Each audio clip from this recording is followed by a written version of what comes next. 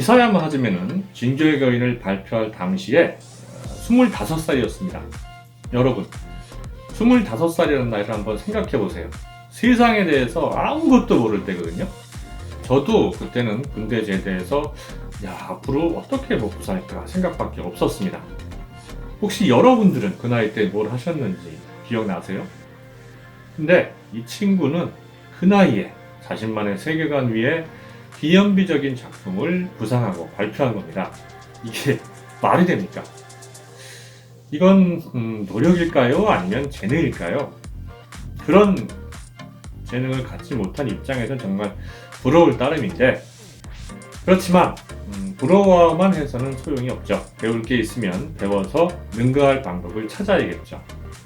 그래서 수많은 동시대 만화들 중에서도 왜 이 작품만 1억 부 판매 부수를 기록하면서 전 세계를 강타했는지 그 이유에 대해서 한번 살펴보았습니다.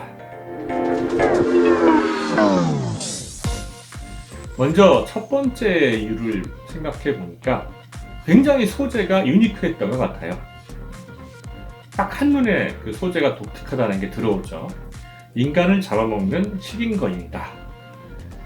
저는 지금까지 이 다른 작품에서 이와 비슷한 설정을 본 적이 없어요. 이 설정 하나만으로도 굉장히 호기심이 생기는 거고요. 식인 거인들을 피해서 성을 쌓고 그 안에 사는 인류라는 설정도 굉장히 참신했습니다. 그리고 둘의 관계가 어떻게 시작된 건지 저절로 궁금해지거든요.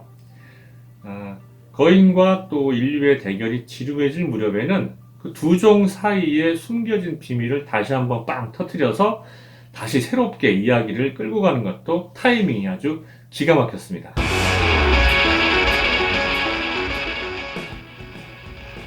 두 번째 요소로서는 다크 판타지라는 걸 들 수 있습니다.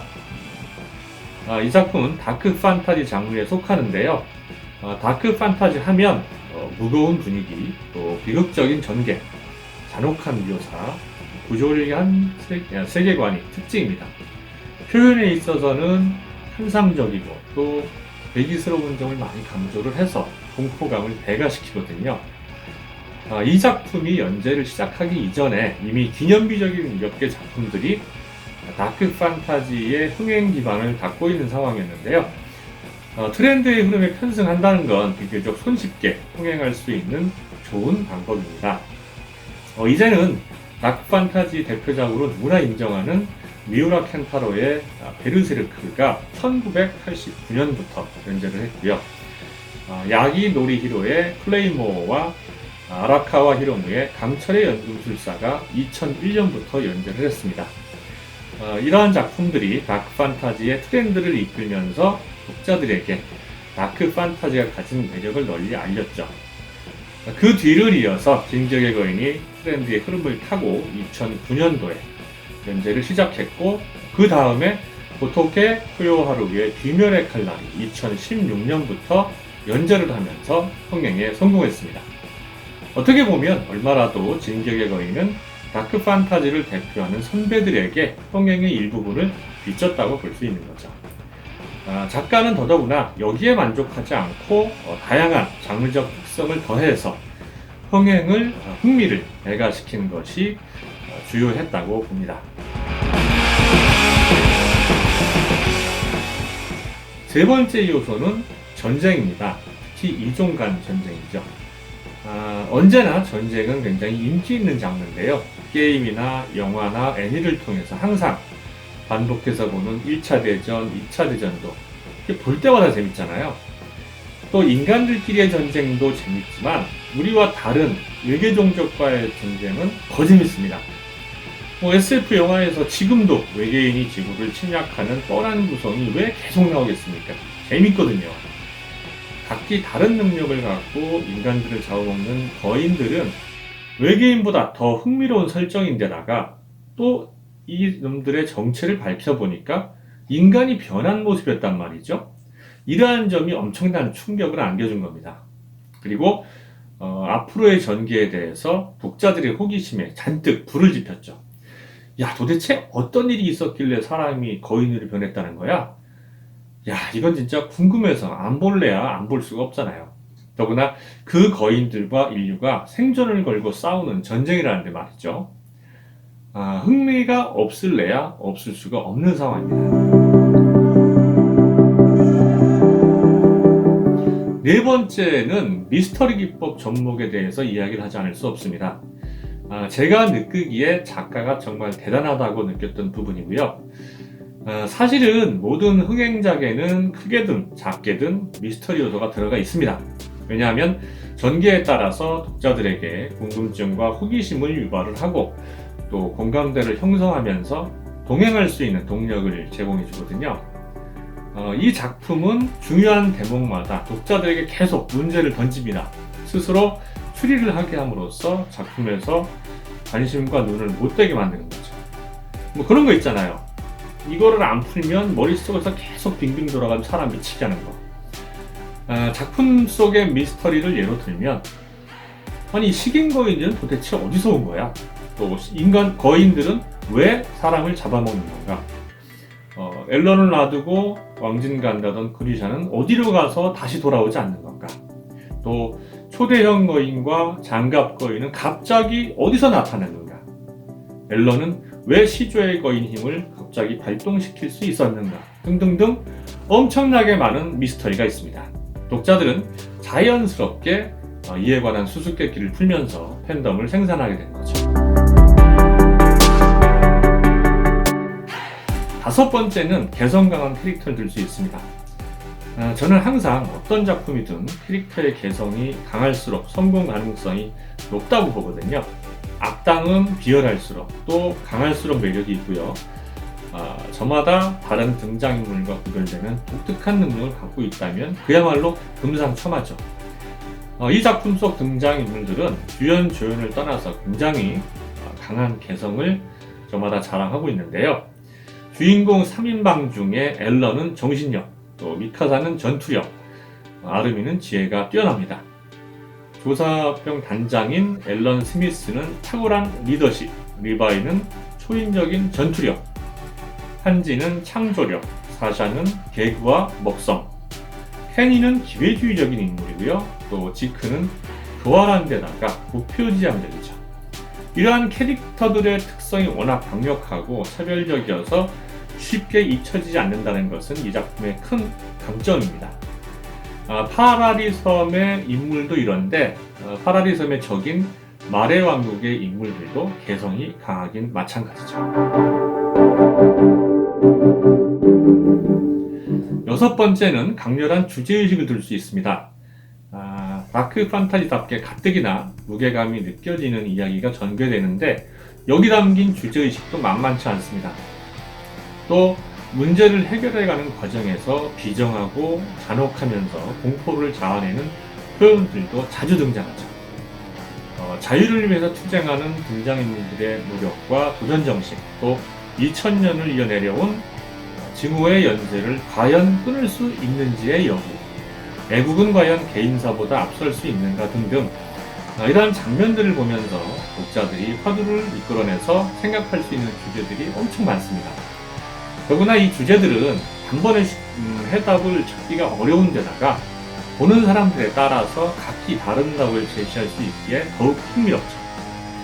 일개 만화가 이러한 주제를 던지면서 독자들에게 사색을 하도록 요청하는 경우가 얼마나 있겠습니까? 일곱 번째는 인간 욕망의 갈등과 투쟁을 들 수 있습니다. 이 작품에서 일어난 수많은 갈등과 다툼은 결국 욕망에서 기인한 건데요.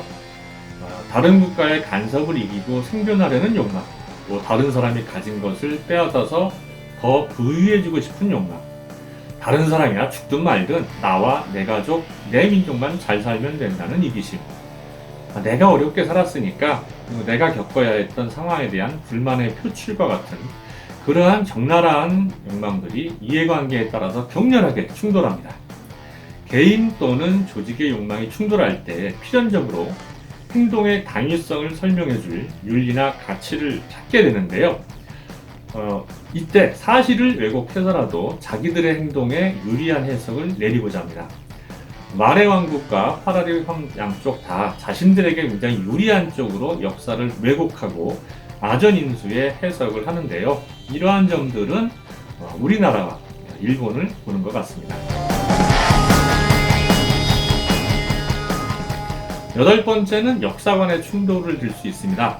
이 작품에는 두 개의 역사관이 등장을 하는데요. 바로 식민사관과 민족사관이죠. 우리나라처럼 식민지 경험이 있는 국민이라면 그냥 넘어갈 수 없는 부분인데요. 식민사관은 지배국이 식민지 국민들에게 자국에 유리한 역사와 문화를 가르쳐서 세뇌하기 위한 역사관입니다. 친일파놈들을 구분하는 방법은 아주 간단해요. 일본의 지배가 없으면 우리가 발전할 수 없었다거나 혹은 일본이 철도 등의 인프라를 구축해서 비로소 우리 발전이 가능했다. 이런 개소리를 하는 놈들은 다 친일파입니다. 이런 것들이 바로 식민사관이고요. 식민지 주민이라면 당연히 이런 개소리에 반대해야 하는데 실상은 또 그렇지가 않습니다. 왜냐하면 식민사관에 열광하고 먼저 앞장서는 놈들이 있거든요. 이 작품 속에서는 말해의 명예 1등 국민이 되기 위해서 물불 안 가리는 엘디아인족들이 출연하는데 바로 그런 사람들이 구역을 하는 사람들이고요. 실제 우리 역사에서 일제차에서 천황폐하 만세를 부르고 또 위안부를 나가야 한다고 부르짖던 그런 놈들이 있었죠. 조선일보를 비롯해서 수많은 친일파들이 그랬습니다.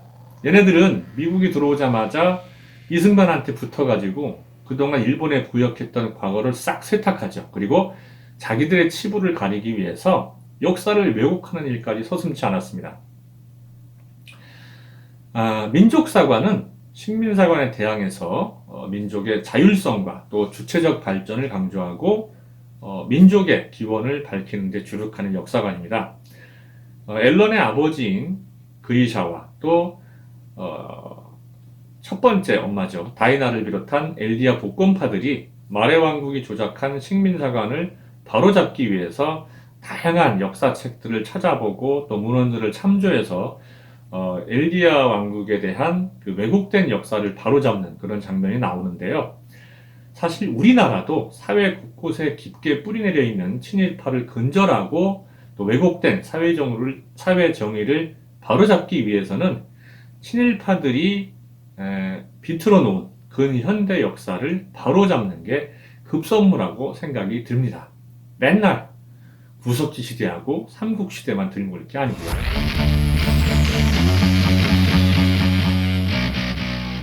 다음에 아홉 번째로는 작품의 꼼꼼한 마무리를 들 수 있습니다. 처음에는 구성이 아주 훌륭하고 또 이야기의 앞뒤가 잘 들어맞던 작품들도 연재가 길어지면 여기저기서 서서히 허점이 드러나거나 또 앞뒤가 잘 안 맞는 경우가 생기는데요.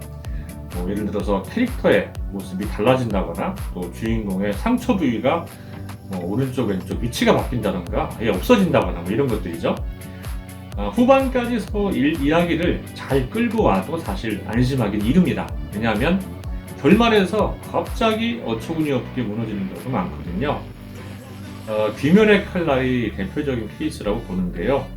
잘 끌고 오다가 갑자기 결말에서 너무나 허무하게 끝마무리하는 바람에 저는 굉장히 대실망을 했습니다. 귀멸의 칼날은 진격의 거인에 비해서 등장인물도 적고 또 이야기 구조가 간단한데 근데 왜 그런지 사실 잘 이해가 안 돼요. 반면에 진격의 거인은 미스터리를 위한 떡밥과 복선을 곳곳에 굉장히 많이 깔아놓습니다. 그런데 이야기 전개 과정에서 그걸 하나씩 챙기는 건 있지 않습니다. 물론 이제 다시 한번 검토를 하고 세밀히 보면 뭔가 어딘가에서 허점을 찾을 수도 있을 거예요. 하지만 이 작품의 이야기 구조나 또 스케일을 감안을 한다면 놀라울 정도로 마무리를 세밀하게 잘 끝냈다고 볼 수가 있습니다. 마지막으로 제가 들고 싶은 것은 성실한 연재입니다. 사실 이 성실한 연재라는 부분은 작품 외적인 부분이라도 할 수가 있습니다. 하지만 연재가 길어질 경우에는 굉장히 중요한 문제로 부각을 하거든요. 왜냐하면 독자 입장에서는 오랫동안 이 작품을 성원해 왔는데 완결을 보지 못하는 황당한 상황이 벌어져요. 작가라면 이 부분을 대수롭지 않게 생각을 하는 것은 자격 미달이라고 보는데요. 특히 대단히 흥미로운 이야기와 또 독보적인 세계관으로 완전 폭발적인 인기를 누리고 많은 팬들을 거느린 작품들이 이 문제에 걸려가지고 좌초한 경우가 있습니다. 당장 생각나는 작품만 해도 바로 나가노 마모루의 5스타 스토리가 있죠. 굉장히 좋아하는 작품인데 이 작품은 사실 완결을 볼 수 없으리라고 그냥 생각하고 있고요. 또 타카야 요시키의 방식장갑 가이버라는 작품도 마찬가지입니다. 지금 연재한 지 수십 년이 됐는데 아직도 실상 연재 중단이나 마찬가지인 상황이고요. 미우라 켄타로의 베르세르크는 조금 문제가 다릅니다. 작가가 나이가 많고 또 건강 문제 때문에 생기는 완결 여부의 불투명인데요. 이런 정말 어쩔 수 없는 상황이 아니라면 연재를 빨리 하거나 아니면 다른 작가한테 넘겨서 연재를 대신 끝내게 하든가 아무튼 죽이 되든 밥이 되든 했으면 좋겠는데 장난하는 것도 아니고 도대체 뭐 하는 건지 모르겠습니다. 사실은 연재가 계속되기만 기다리는 팬들만 죽음 나신 거죠. 그래서 이 성실한 연재도 굉장히 큰 작품으로 성공하기 위해서는 아주 중요한 요소라고 한번 뽑아봤습니다. 자, 10가지의 항목을 한번 뽑아봤는데요. 다시 한번 진격의 거인 성공 요인을 정리를 해보도록 하겠습니다. 첫 번째, 유니크한 소재. 두 번째, 트렌드에 편승한 다크 판타지. 세 번째, 인기가 보장된 이종 간의 전쟁. 네 번째, 호기심을 유발하고 동행을 함께 할 수 있게 만든 미스터리 기법. 다섯 번째, 개성 강한 등장인물. 여섯 번째, 강렬한 주제의식. 일곱 번째, 인간 용락의 갈등과 투쟁. 여덟 번째, 반대되는 역사관, 식민사관과 민족사관의 충돌. 아홉 번째, 꼼꼼한 마무리. 그리고 마지막 열 번째로 성실한 연재. 이렇게 10가지로 요약을 할 수가 있겠습니다. 본인이 앞으로 웹소설을 쓰거나 혹은 비슷한 만화를 그리겠다 어떤 생각을 하고 계신 독자분들이라면 이러한 것들을 한 번씩 참고해서 나중에 작품 기획에 반영을 한다면 큰 도움이 될 것 같습니다. 다음 시간에 만나도록 할게요.